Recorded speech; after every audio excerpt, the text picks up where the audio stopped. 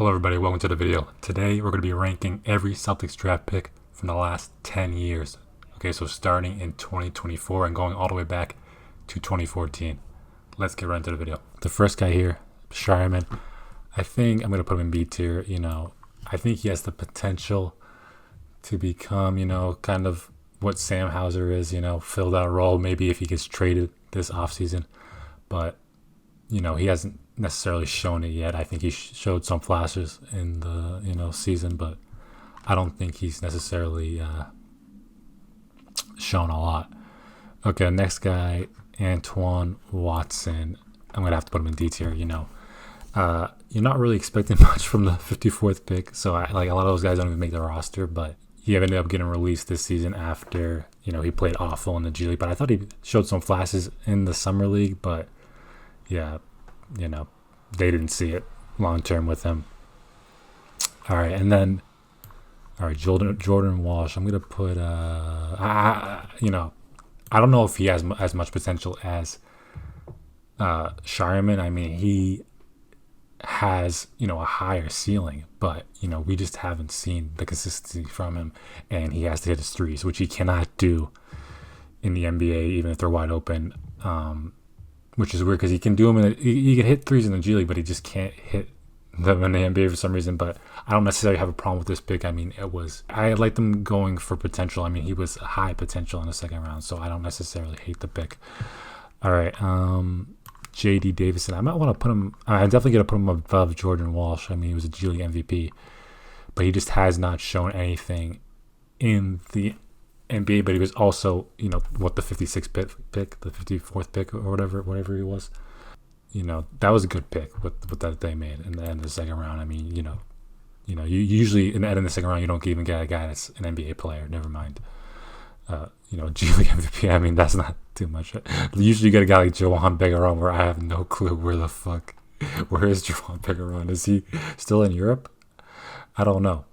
Okay, so apparently he averaged 5.5 points for Monaco in the LNB Elite League, and before that he averaged zero point 0.6 points in 10 games for Monaco in the EuroLeague. So is LNB Elite League, is that like the G League for the EuroLeague? I don't know. But if I know it's hard to score in the EuroLeague, but 0.6 points does not really sound that great. So I don't know. I think he might be a bust. I mean, they took him in the second round. He's still young. He's 22 years old, so maybe there's a chance. However,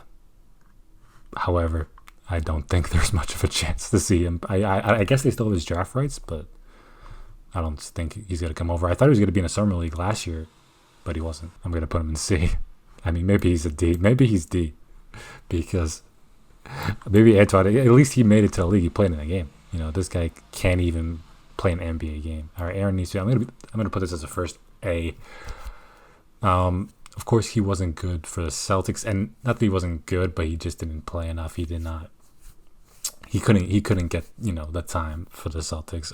There was too much of a logjam at his behind Tatum and Brown. I don't think he was going to be able to develop here like he has in Indiana, but I think it was still a solid draft pick that, Brad Season thought he could be something. And, I think maybe if he had stayed, he would eventually, but I don't think he would be at, as good of a player as he is now in Indiana if we had kept him. I still think it was a good draft pick. I'm going more off draft pick and less of, their success as a Celtic. Okay, Yamada, that's another guy where I don't know what the fuck happened to him. I don't know if he's a better player than Juwan Begaron, but I think he actually at least made it to 2 Celtics Summer League, and there was kind of some hype around him. And he didn't play awful, but now I have no clue where he is.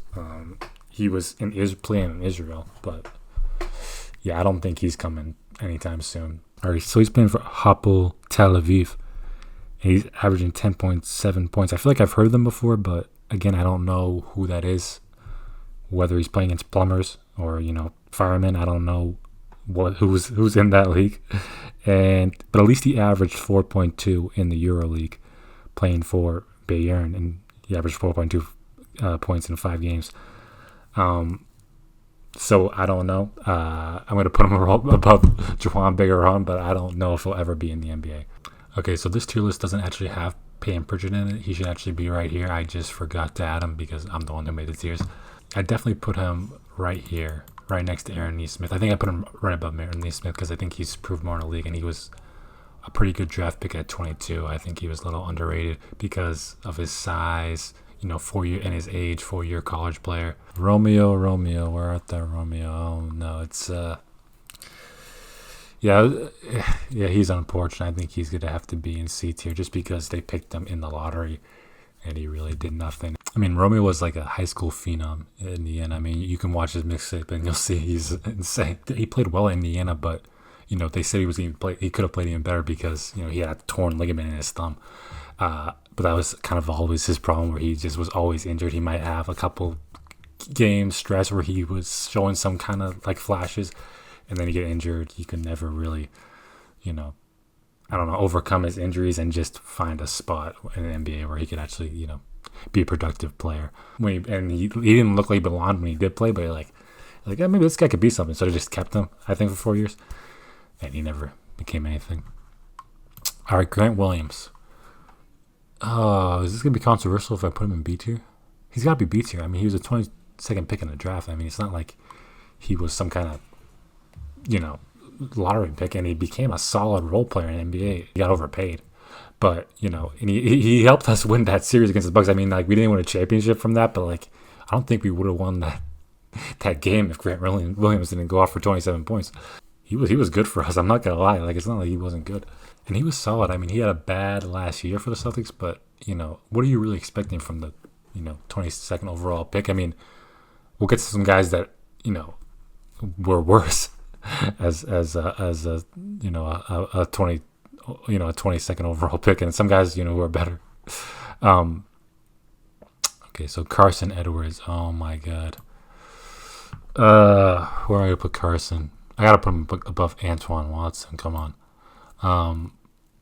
Yeah, I thought Carson Edwards was gonna be something. I mean, he showed some real flashes. I mean, like, Romeo showed a little bit, but like Carson Edwards, like, he averaged, he averaged like 20 in a summer league game, and then he had that game where he like scored 30 points against like the Rockets, and he was just like balling out, hitting everything, and it's just, and at Purdue he was crazy. It's just he could never be consistent enough in the NBA. It's like he's short, unfortunately, so it's like you gotta hit your threes when you go in there. If you can't play defense, and you can't really rebound or do anything else except be a scorer, and that's all he really could do. And he wouldn't go into games and he couldn't score. So it's like Tremont Waters. Oh my God, dude. Yeah, Tremont Waters. I don't know. I gotta put him ahead of Carson Edwards just because of like how much of a grinder he was to make it to the NBA at his height. Because he was shorter than Carson Edwards, but it's like, and he was just a great player. I mean, he was just too short, unfortunately. And again, he was the 55th pick in the draft or whatever, and a lot of those guys don't ever make it to the NBA, and he was able to kind of carve out a couple year career, get some 10-day contracts. Didn't work out for the Celtics, but I don't mind them actually. I might put him at B. I mean, I don't know. He's impressive for his height, and like, what else are you gonna get with the 55th pick in the draft? I mean, you could get Antoine Watson. He was way better than Antoine Watson. I can't put him in the same team as him. Oh my God, Robert Williams. Where am I gonna put Robert Williams? I gotta put him. Do I gotta put him above Grant Williams? I mean, is this recency bias? Should I put him above Aaron Neesmith? I mean, he is legit a game changer, when he's healthy. I mean, that 2022 Celtics, championship run, I mean, he was legit, such a good, player for them. I think I don't know. It's just he's too injury prone, and Aaron Neesmith, well, he just got injured, like, for the first time, like, whereas Robert Williams is, like, never on the court. And Grant Williams is always on the court. He's not playing well on the court, but he's always on the court. I'm gonna put him just because of injury. I mean, where the Celtics got him was a steal at 28. I mean, he should have been top 10, and he was gonna be top 10 if he left Texas after his first year there. But he decided to stay another year, and it screwed him, and for some reason he dropped because he didn't play as well, I guess. But it's like he had all the tools, and he was so athletic. I can't believe he fell all the way to the Celtics. So I mean, that was a great pick at 28. I mean, I can't lie. I mean, it might even be. I don't know. I can't. I gotta leave this S tier for an actual, S tier, which is Jayson Tatum, unfortunately. So, that's an S tier. Just and I mean, I don't know. That's their best pick. I mean, I don't know if it's ever. Maybe Larry Bird is a better pick, but it's like the way they finessed. Danny Ainge finessed the Sixers and trading them the first overall pick and then taking Tatum. I mean, people were, unanimously saying, Marco Fultz is the number one overall pick. And, Lonzo Ball is the second overall pick. And then it was like, okay, who's the third overall pick? Josh Jackson or Jayson Tatum? And the way Danny Ainge, masterfully maneuvered through that draft was insane. So I gotta put it just as for the pick and the player. I mean, what are you gonna do? Oh, just send me Ojale. Is he a top B tier player? I can't put him. I can't put him in because he's not an NBA player really. Like these guys are all NBA players. I'll get in the second contracts, and Ojale got a year contract with Milwaukee after he left the Celtics, but he was never, an actual. I mean, he never really got a second contract. But none of these guys have gotten second contracts either. I don't know. Why is J.D. Davison ahead of Bryce Ryman? I don't know. Because he's a G League MVP, I guess. I don't know. But I got to put him here. I mean, he had some solid years for the Celtics where he was a really good role player. Giannis stopper. But, he just, couldn't hit it. And he was a 38th overall pick or whatever. So it's like, it's not like they said they're listed in the first round or anything. But, he... just was not really. I mean, and then, he had to hit his threes, and there were sometimes where he would hit his threes, and like, oh, okay, this guy's a great 3-and-D player, like him. But there's sometimes he wouldn't hit his threes, and it's just like it's a make or miss league, I guess, and he, didn't make enough, unfortunately. Kadeem Allen, though, what the hell am I gonna put Kadeem Allen? I can't put him in D because he's an NBA. I mean, is he an NBA player? He was on that famous graph for the Knicks where, they had like the really poverty fans, like the height of them being a poverty franchise, he was starting for them. I don't ever remember him playing for the Celtics though. Like he was on the team for a year and he was always on the bench. I'm like, oh, this guy looks, but I don't ever remember anything with him. Like I don't think he had any flashes. Like Romeo Langford or Carson Edwards. And I guess, Antoine Walker should be ahead of Romeo Langford. I don't know. I'm just kidding because they picked Romeo Langford and fourth and overall. I mean, that was a bad pick. Jabari Bird. Oh, God. Yeah, he's D. Not so much for his play, but just the off-field. He played well his rookie year. And then he was in one of those games, like towards the end of the year where it was like they rested all their starters for the playoffs. And he kind of balled out. And I was like, okay, they got something here. Off season comes around and he, beats up his wife or whatever. And he is actually playing again now, but he was like not playing professional basketball for years. But he's playing now in Taiwan, I guess. Jaylen Brown, another S tier. I'm gonna put him behind Tatum because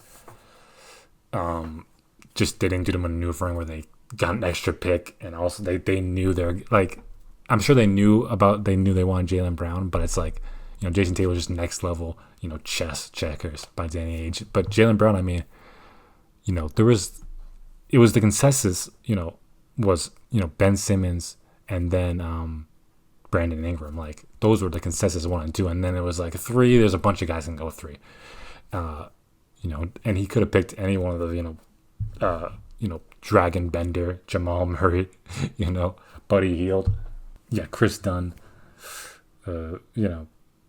Marquise Chris, like those guys were all in contention for the number 3 overall pick, and they picked the right guy, I would say. So, I mean, that's an S tier pick, of course.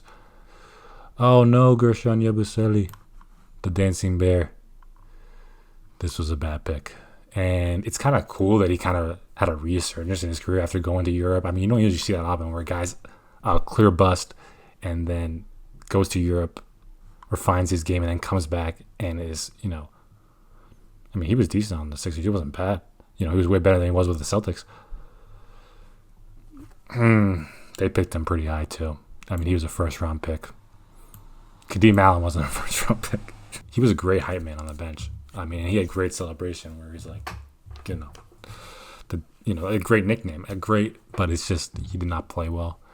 And I mean, I remember watching, his last summer league game, and Scal says, okay, we got to see something from Gershon Yabusele right now. Like, you got to dominate. He was struggling in the summer league, and Scal was basically, you got to dominate here. You got to show something here, otherwise you got to get cut. Basically, he was saying, without saying it, and like next play, Gershon Yabusele, drives to the hole and misses the layup, whatever, and falls on his hand, and is out for the rest of the game with whatever, he sprained his wrist or something, and then he got released like a week later.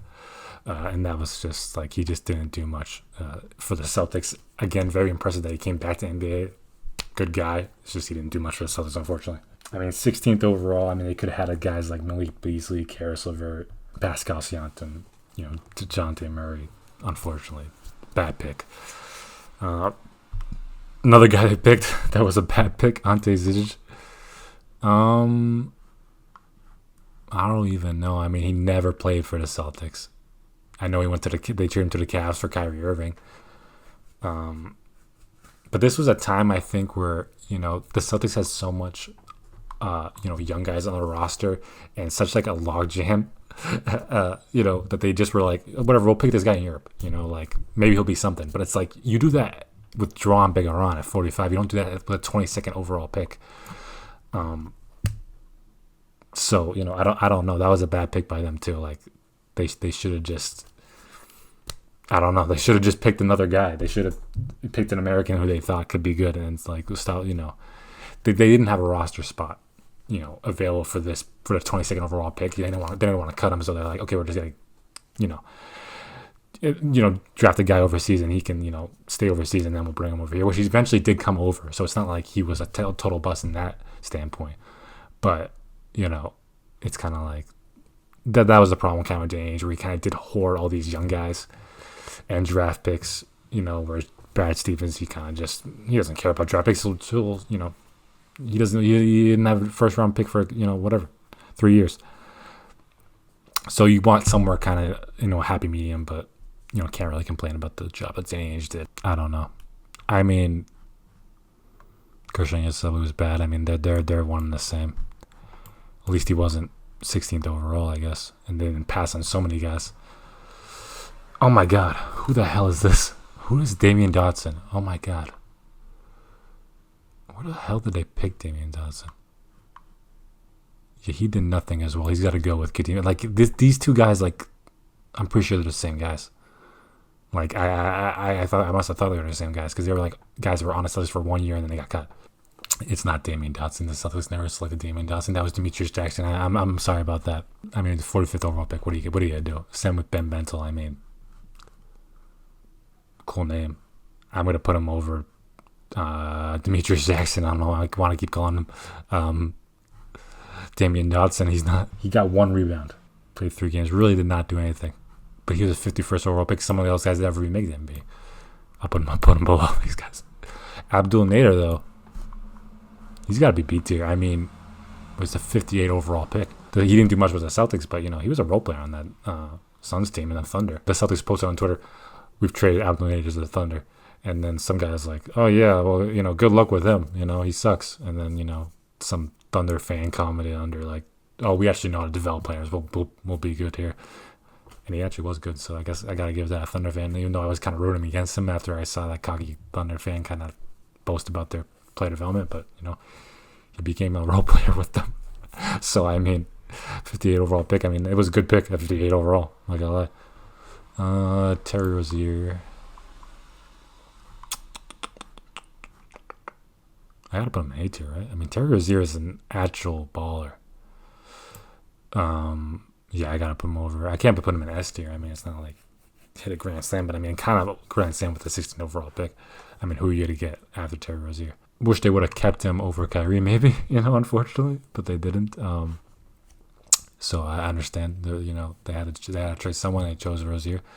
They weren't going to trade Kyrie after 1 year. It wasn't that bad that first year. But he played well. I mean, maybe even put him in S tier, but I gotta leave these two in S tier. Okay. RJ Hunter. I want him to put him below. I mean, this was a bad pick at 22. He did not do anything.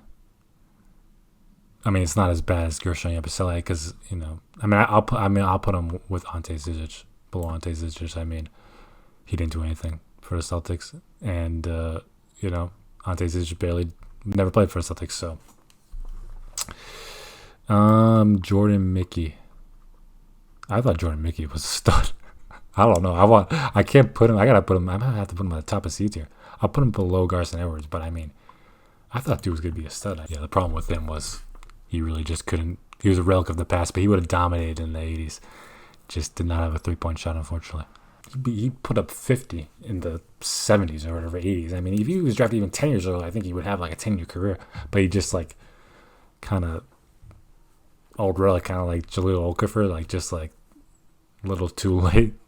Where like they started shooting threes and he would they didn't need dominant postman, but like I wanted the Celtics to keep him. I'm not gonna lie, I was kind of mad when he went to Miami. I was like, he's gonna go to Miami and like ball out like Max Strus or something. I mean, Max Strus happened after him, but it's like I felt like he was gonna go be a dominant Miami, and it never worked out for him. But I don't know, when he played, I thought he was good. I don't know if the 36 overall pick, wherever they got him, like he was good. Marcus Dorian never played in the NBA. Yeah, I know he never played in the NBA. I don't know. Is he worse than Yamadar? I'm gonna put him. I'm gonna put him above Juwan Big-Aron. I don't know if Big-Aron's gonna be playing for as long as Marcus Thornton played. I mean, he's still playing. I don't know. I don't think Juwan Big-Aron will still be playing in 10 years. Maybe he will be. I have no clue. Marcus Smart. Yeah, are people getting mad if I put him below Terry Rozier? I mean, it was a good pick. It was the right pick. I just don't know. I mean, that was a good pick at 16 against Terry Rozier. I'm gonna put him above Aaron Nesmith.